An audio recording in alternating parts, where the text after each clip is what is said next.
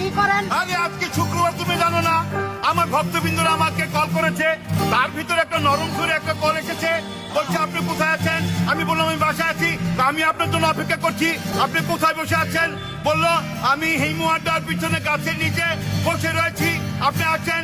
পরে আমি বাইকটা রেখে যখন গিয়ে কাছে গিয়েছি, গিয়ে দেখি একটা পুরো বসে রয়েছে।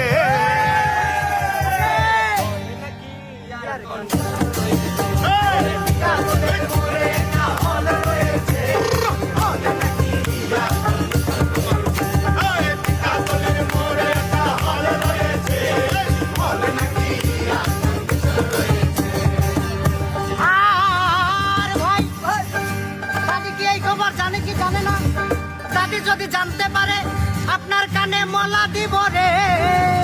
হাই রে, আমার দাদি, তোমাদের দাদি আমাকে বলেছে তুমি ওখানে গিয়ে যখন দেখবে ছেলেরা আছে সেখানে গান করবে না, যেখানে মেয়েরা গুজগুজ করবে সেখানে তুমি গান করবে।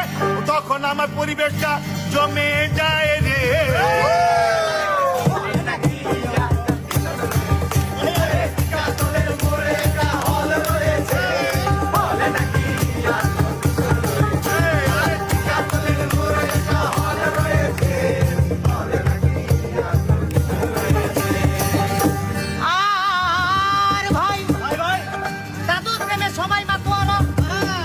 পিছনে মাইয়ারা লাইন ধরে, যদি এই খবর কোনো মতে জানতে পারে দাদু আপনার গোষ্ঠী মেরে ছেড়ে দিব রে।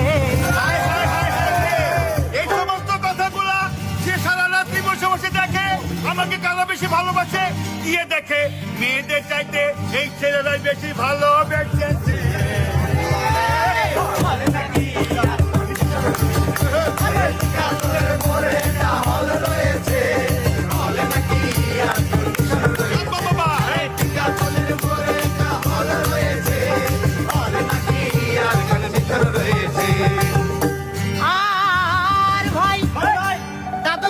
সবাই এত মাতোয়ারা হয়েছেন, আপনারা কি জানেন দাদু একজন যুবক মানুষ? দেখতে বুড়া হলেও দাদুর মনটা কিন্তু জুয়ান রয়েছে। আরে হলে নাকি